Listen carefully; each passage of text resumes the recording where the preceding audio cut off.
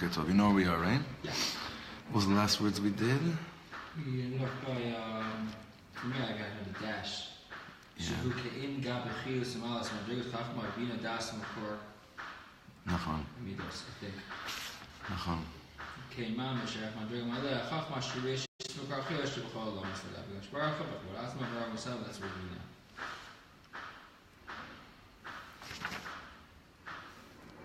I think.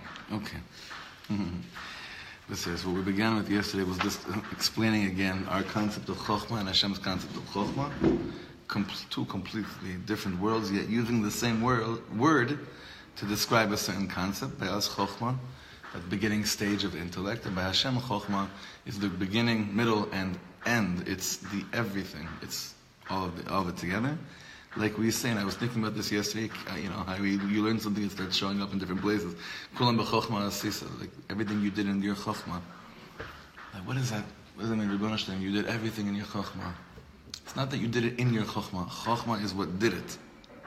B'chokhmah asisa, that's the way we learned that yesterday, Pshat. Just yesterday we did it.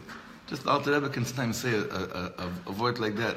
If someone wanted to make a Polish Hasidic sefer out of the Alter Rebbe's Torah, you have to go through Tanya and all this fun and take you could take these one-liners on its own, Kulam b'chokhmah asisa, and just explain what the Alter Rebbe says. It'll sound like a Kotzker Rebbe Torah. But the way we learn it inside the Tanya, as we're flowing through, it doesn't really show up. It doesn't really flow like that. It doesn't flow like that so much. Boker Tov Achim. All right. What's going on? Baruch Hashem. Are we starting on this right now? Yeah, we started already. Yeah. Yes, there should be a copy there for you, no? Yeah. Okay, he'll get it. Me'achuz.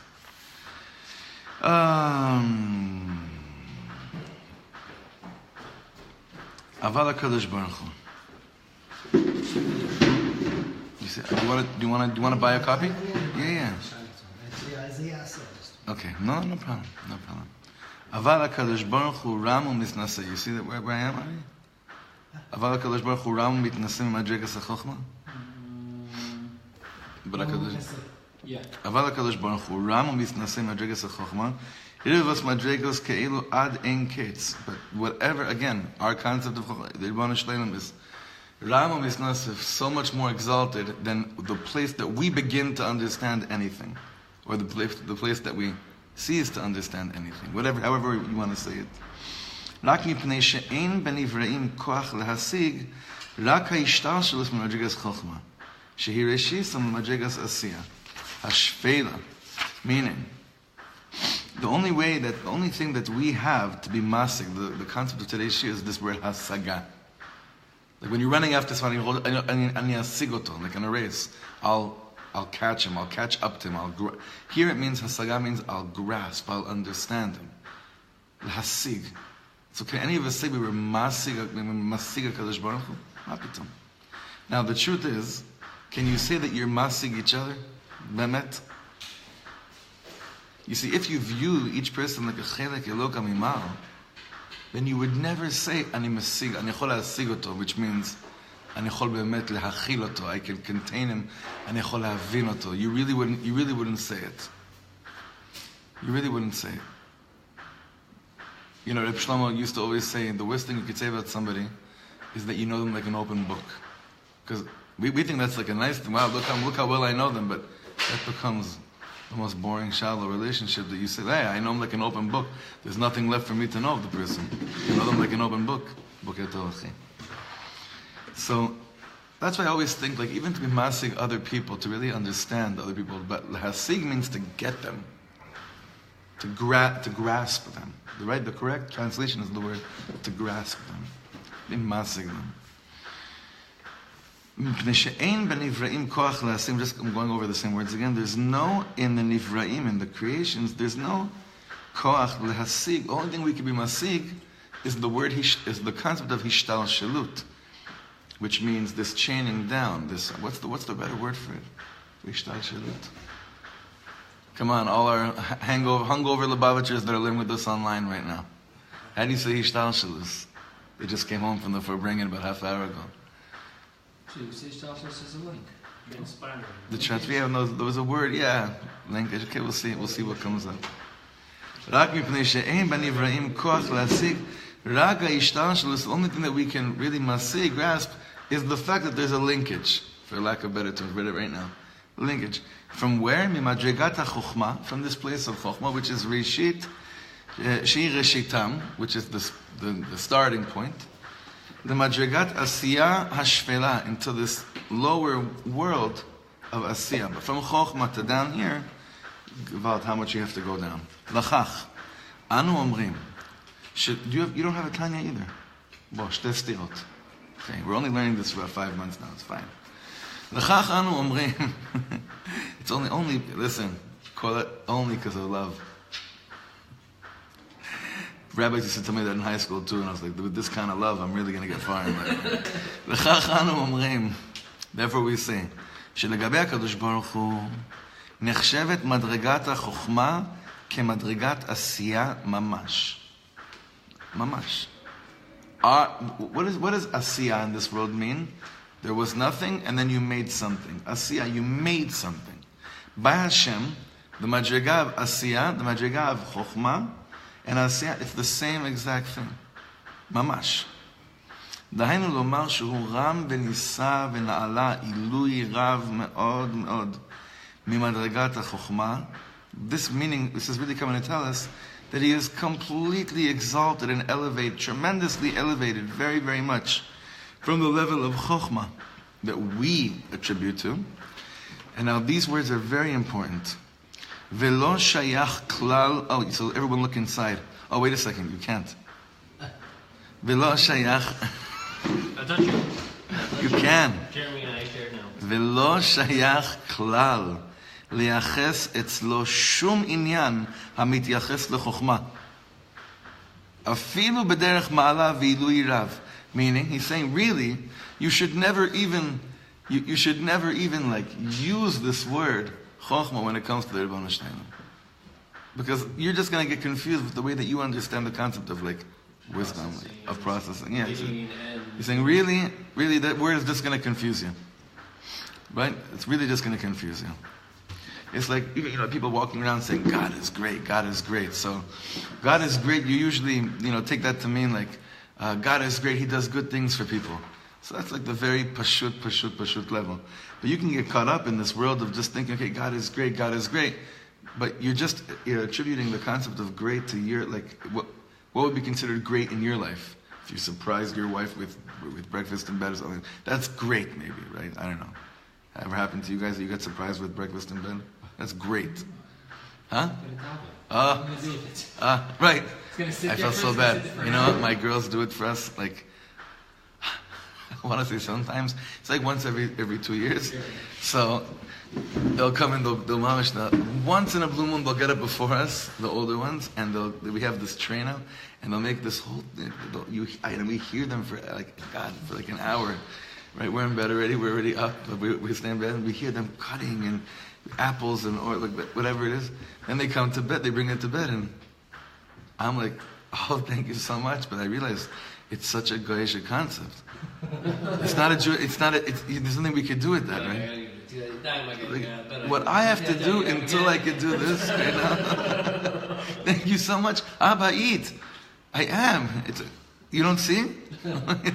Anyway, we're talking about great. Those are great. Those are wonderful, great things. Saying those words, to even speak to them like about Hashem, in such a That's basically what he's saying. But specifically with the word, chokhmah. I think it's also with every word. I mean, I think that's the shita, meaning like we were talking about like rachamim. So our rachamim, if you extrapolate it ad ein sof, so it's like you get the direction of really Hashem's rachamim, like mamash ad l'shem. As our chokhmah, madregas ad l'ishtan. It's like so. But he's really saying like when you really go, it's like lo shayach already in all of the bechinas. He's just like so beyond and so far. But where do you need it for? It's like for us. It's for the beginning. I think Dov mentioned it yesterday. I think for the beginning stage, you need some kind of a word that you could relate to. But if you still can, that's the question: is how long are you going to hang on to those words for you to connect, to feel a connection? But is this how a Chabadnik connects? This is what the altar really wants us to connect. I have no idea how a Chabadnik connects. That's come on. It's a real I barely know how I You're connect. not a Chabadnik yourself. No, I know. The payas are trying to confuse people. I My know. question is it all year out time or Namut? Like all Breslov term here and Right. No, it's a good China. Or It's is a there good any chance. time where you're like, how do we say, be'utuko, right? Kra'u b'yoto karo. Yeah, So like, is there any? I mean, like, okay, we know the mimale and everything. So like that. maybe he's saying, maybe a Chabadnik would say, okay, kra'u b'yoto karov. Call out to Hashem when Hashem is close. Come on. That's just a game. Kra'u b'yotcha karov really is when, Right. when you're close. God is always close. The shaila is, are you close? That's fine. Even that assumes that I've taken a step closer Right. to something that I can take a step close to. Here, if reading this, I can't really take a step close to it because I'm always going to be far from it because I'm projecting my understanding onto God, and it's not shaykh. Mm-hmm. So, Right, you get confused. I think that's really what it is. And I think that you get lost. I think you get lost very fast when you start when you hold on to this terminology in order to connect. Right, so I'm picturing like Rabbi Natan here being like Zirkat Mochim. So you're picturing Reb Nassan while you're learning Tanya. Well, That's a yichud. No, it's a yichudi law. That's a very high unification of words. Because I always want to bring it down and Right. say, okay, that's fine. So I can be stuck in awe, but I can also, we talked about this. It's not the first time that I'm bringing it up, but Right. you can always be afraid of, I don't know how to relate to that. True. But I think what Chabad are doing here is saying like, yes, there's always going to be a chelik that's chashuv, that it's not just like, oh, Abba, I'm in the fields and I'm talking to you and we're just best friends and we're just like this together. There's a part that's like, wow, Yeah. whoa, way beyond aval ichud ve'emunah. But that happens. But the next day, it's almost like you start over again. Not really. There is something, a level that did rise in terms of your intellect and awareness of what you don't have, but it's over. I just see what's our buddy Laser is learning with us right now. He's going to sleep in about 20 minutes. So he said the goal is to get lost over and over again. So how do you take that? So, if you start from a place of just awe and wonder at the giant, unbelievable, distant reality of galaxies and HaKadosh Baruch Hu, wow. But then it's like, but inside the little atoms that are inside us, ugampo, so it's like echad. Yeah, so, Right. echad. So that echad is that he's here also. Every detail is mushkach. Everything is echad. Me'ad lesham, ad lepo, that's even more of a mind bend. Od yoter yirat Hashem. Okay. Od yoter. So now how does this connect to this thing when he's saying over here? Now let's try to bring it back into here. When he's saying, lo shayach klal, I guess that's the next line. Let's continue the next line. V'lo shayach klal liyaches etzlo shum inyan hamityaches lechokma afilu bederech ma'ala v'idu yirav. So the way that I think it's important to read this with the shir from yesterday. Because first he takes us like, v'yeshid chokhmah, v'yeshid zeh, v'zeh lo karov lezeh, v'yeshid zeh, v'yeshid lo karov lezeh, and it's kind of like, wow, this is like, wow, we're really building like a thing here. And then, by the way, I want you to know, all of that, lo shayach bichlal. He's doing that again. So he's like taking us to these like other all worlds, and even that, as high as you could even try to hold that, you're not even close. Okay. It could also be that, you start touching on something very dangerous if you're trying to apply intellect and wisdom and understanding to Hashem.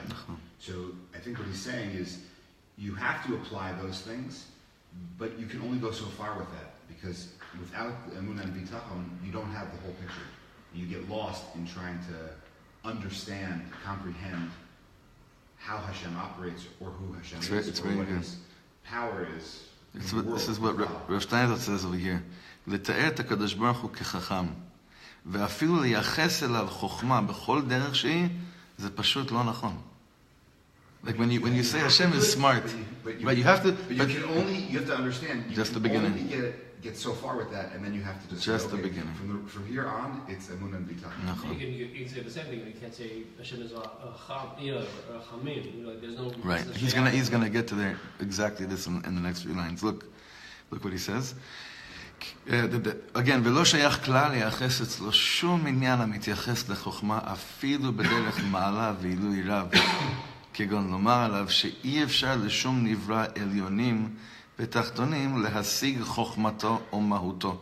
You can't even say like no one's able to grasp how holy, how wise he is. Why? Because that's like saying, what is that saying? Like, He's so strong. it's almost saying like he's so strong we can't even realize how strong he is. Okay, that's true, but yet that's not even close to what we're trying to say over here. כי עניין ההשגה, this concept of grasping something, מתייחס ונופל על דבר חוכמה ושכל, לומר שאפשר להשיגו או אי אפשר להשיגו מפני עומק המושג. When you say something is, bar hasaga or lo bar hasaga, that you can grasp something or you can't grasp something, that's only in terms of if you can intellectually wrap your head around something, or you're saying, no, this is too hard to intellectually grasp. It's not that it's too hard to intellectually grasp. It's impossible to grasp the infinite. You can say Hashem is strong, Hashem is wise, Hashem is smart, but in ways beyond what I can comprehend. Right. And the Ram says that when you just use any of those words about HaKadosh Baruch Hu, it's just not shaykh anymore. And then the highest level is Lecha Hashem Dumiyan. Just to stand in silence because there's no words to express. He'd probably say the same thing. Yeah, at a certain point, yeah, I think so too. Now he says, why can't you do this? אבל הקדוש ברוך הוא שהוא למעלה מן השכל והחוכמה, he's above that place that we refer to as wisdom and intellect. He's above that. לא שייך כלל לומר בו שאי אפשר להשיגו מפני עומק המושג. It's not even shaykh to say you can't grasp Hashem because it's too deep.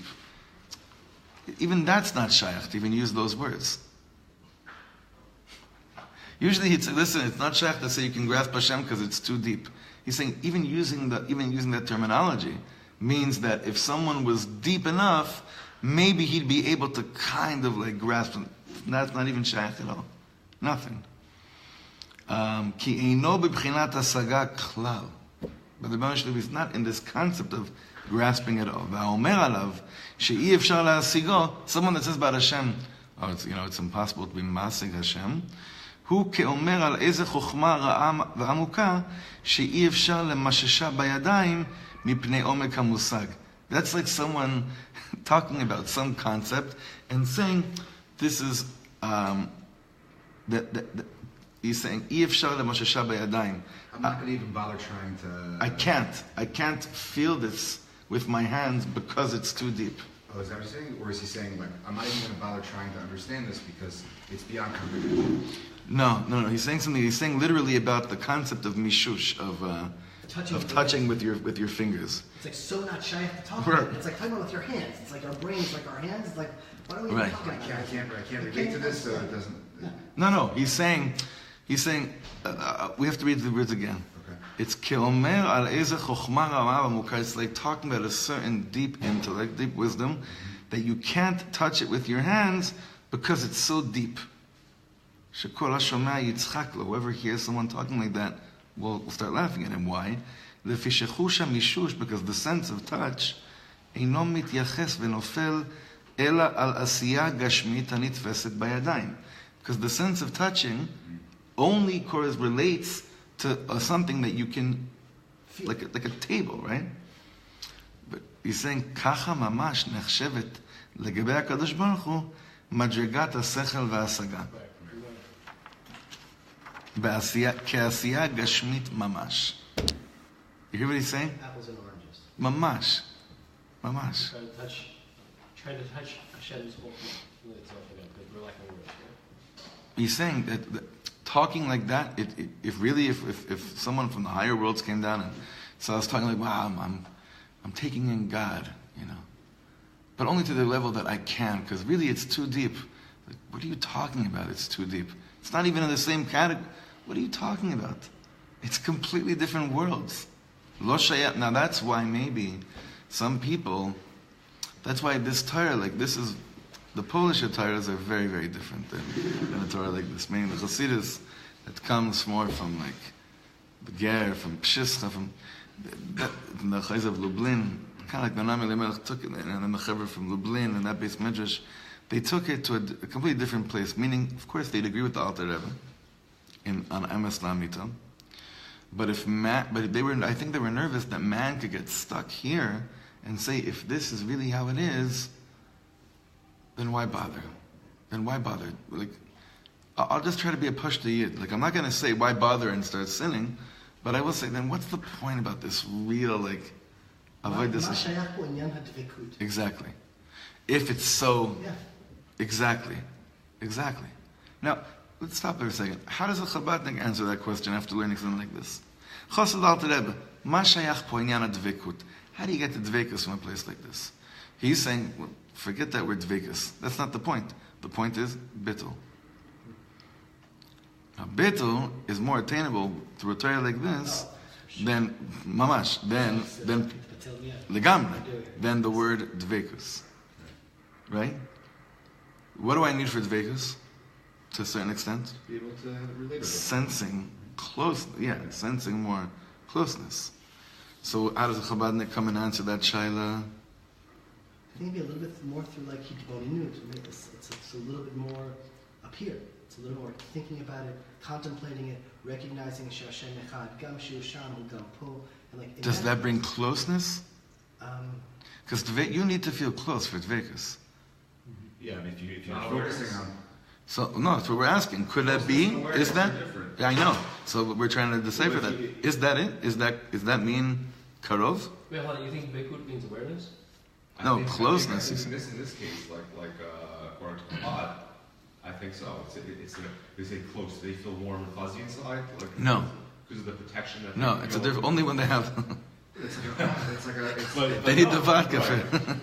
Right. Okay. And that helps when it's nice that you can touch into that aspect. Right. The gadol. It's a different world. It's up here in that there's an awareness of how great Hashem is, and that's the end of it. Like, it's not something. It's almost sounds crazy. Not something that's too delved into, even though there's this whole sefer that delves into it. Well, it kind of delves into it, but only to show you each and every time you think you're coming close. Right. But where's the inam atzatichem be'necha? You know, like the Moshe Rabbeinu was having this like direct conversation. Right. Like where I mean, like I can understand this if we isolate here and we say, listen, Moshe Rabbeinu is anava, but because every step he took closer to Hashem, he realized how far he went, right. and therefore like he didn't feel farther away from like a simple yid in Sinai. He was just like, hey, that's it. I'm close to him or closer than you are. But I'm so far away that it makes it irrelevant. So the anava kind of like is picked up from that. The ability to have a conversation. So this is just from what I understand, even though I don't understand anything. I learned from this with Rav Daniel, a couple of years ago, that this part of the Sefer is talking about Yud Ke Vav Ke. And in that place, we are just like nothing going. But then through some sort of Hishtal Shalut, there's also the Bechina of Elokim and a Shechina. And in that place, Hashem allows us to also have some sort of nikia to Him. But really, that it's to the... But that's where He keeps on coming back. Right. So there is like an element... Yeah. So there is like an element, though, of like through this Hishtal Shalut, through the Sfirot, through like the Shechina Be'ikar, that there's like some sort of... that we can have a nikia to, we can receive nivuah from, we can have a kesher with... Hashem didn't just make Himself minutak. Ki basof yesh po achdut. So through that Hishtal Shalut, you can actually have a nigia, because it's yored ad ha'asiyah into this place where we can actually have a relationship. But know that like that nigia that you're having, that's not a nigia really in HaKadosh Baruch Hu. There's like madregas and madregas and madregas and madregas and madregas. Don't ever think that any sort of dvikut or connection that you could have in the level of Shechina is really HaKadosh Baruch Hu, because He's way beyond anything else. But I think in the achdut v'ha'emunah, Hashem, from this beyond place, has established some sort of hishtal shalut, some sort of descent into this world, and we have a negiah somewhere on that ladder. But don't ever think... It is a Kadosh Baruch Hu, but it's not. Yeah, exactly. It's like meaning, you're talking to me now. Is this all of me? It's not really all of me. This is one aspect of me that we're talking to right now, but I have a whole other world that's somewhere else. That's why I asked before, can you say that you really masig something? No, that was the chazak. No. Right, probably not. So like you're taking one aspect of, like, Shlomo right now, it's not all of him. It's one, it's real. Are there people, okay, but the shaila is, are there people that the all of them comes out when they're present? No. I don't think so. Oh, there's so much going on. Hashem Himself has so many names, and every name expresses... That's Hashem. I'm talking about is a person capable, let's say, like, because I would like to believe that when a person is completely in tune with Torah, and they're one with the Torah, and when they're speaking through the Torah, and they're teaching Torah, they're learning Torah, that the all of them is what's being exposed. Yeah, but if I was sitting and learning Torah with a different group of people, with a different mindset, then I'd be learning it in a different way. So was all of me here and all of me there? I mean... That's good. So like somebody who's giving over Torah, learning Torah, are they exactly the same when they're sitting at home with their wife and children? That's the thing. That's the goal. That's the goal? The goal is that Eloki in you, that shows up, that there's no difference between when you're learning or when you're conversing with your wife. They might be the same, but I'm sitting here only interacting with the person who's giving over the Torah. I don't get to see the person who's the father and the husband. You might get to see all of his midot are coming through in a certain way, but not the way he interacts. No, but even on just the pshat level, you have dreams that are happening right now. We're talking about your dreams or your anxieties, your struggles. There's like a million aspects to every person. As nokim b'nekudat emet, when you reach someone. It's like one piece of the pie here in this like chavura right now. It's also on Kadosh Baruch Hu. There's like one I was just like so beyond. I'm like, God, it's Chabad. There's like Shechina, and there's the name Elokim. There's Memala, and there's Soviv. I think this is more about Soviv and Yud Kei Vav Kei. Probably. Like, just like so beyond, but lo lishkoach, hakol echad. Probably. I'm not quite sure I understand the problem with, or even the concern or the question to how Chabad, or how anyone who's learning this would relate.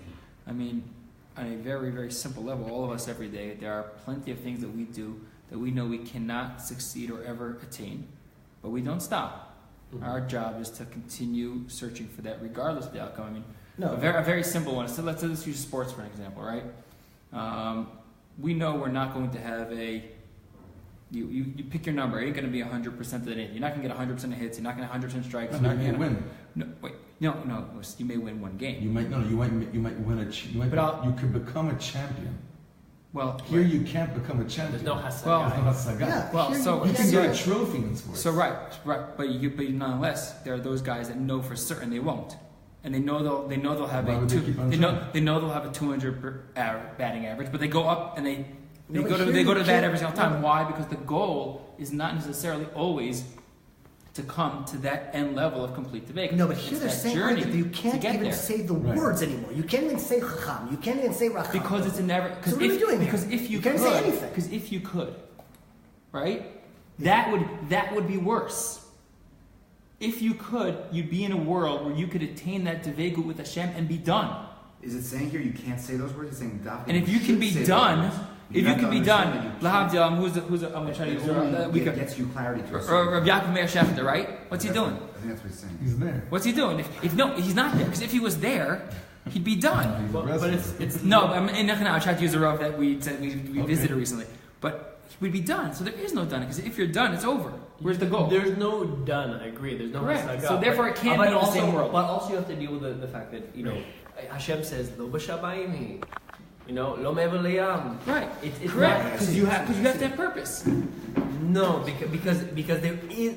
This is like an interesting point, right? Is there something that is bal hasaga? That is something that is attainable for me, for you, even though I haven't really attained anything, right? When you're bittul. Yeah, Chabadnik will say, if you've reached the moment of bittul.